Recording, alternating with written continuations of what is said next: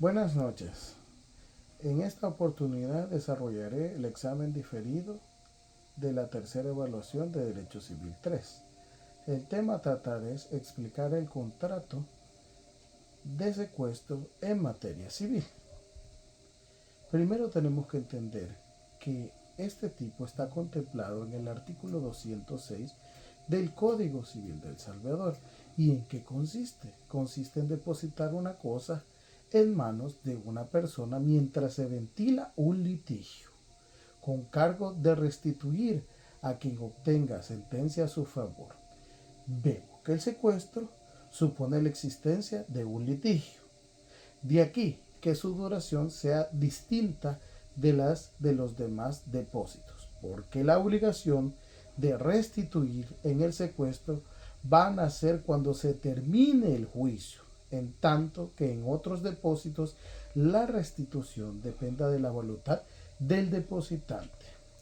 Si entendemos que hay una regla del secuestro, y estas son las mismas que las del depósito propiamente dicho, salvo las disposiciones que podemos encontrar en el Código Civil expresamente en el artículo 208 y siguientes. Cosas que pueden ponerse en secuestro: cosas muebles y bienes raíces, según el artículo 208. Recordemos que el depósito propiamente dicho solo emite cosas muebles. En este caso, vemos que también el secuestro las bienes raíces. Entonces también podemos ver que hay clases de secuestros. El secuestro puede ser, estamos hablando del contrato de secuestro, obviamente. El contrato de secuestro pueden haber clases. Estas pueden ser convencionales o judiciales, y gratuitos o remunerados.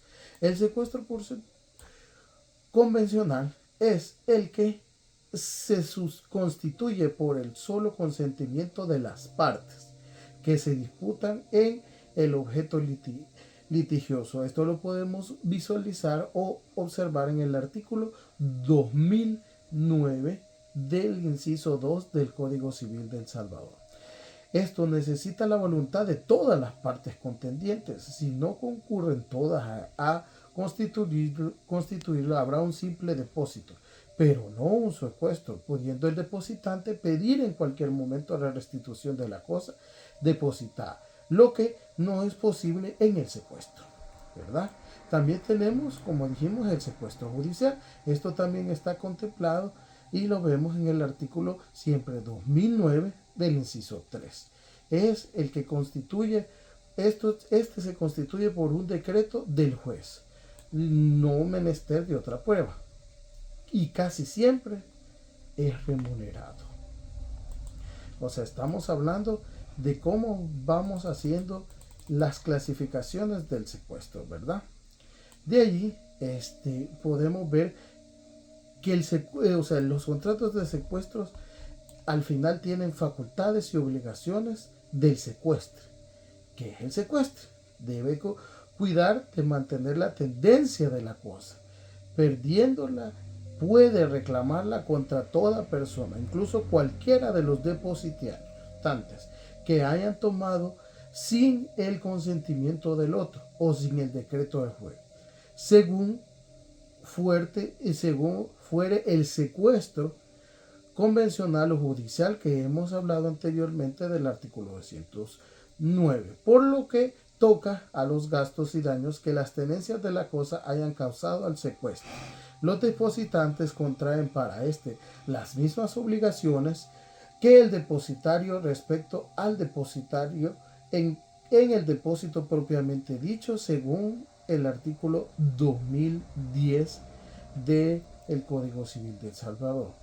Mientras no recaiga una sentencia de adjudicación basada en autoridad de cosa juzgada, no puede el secuestro exonerarse de su cargo, sino por una necesidad imperiosa de la cual debe dar aviso a los depositantes, si el secuestro es convencional, o al juez en el caso contrario, para que se disponga su relevo.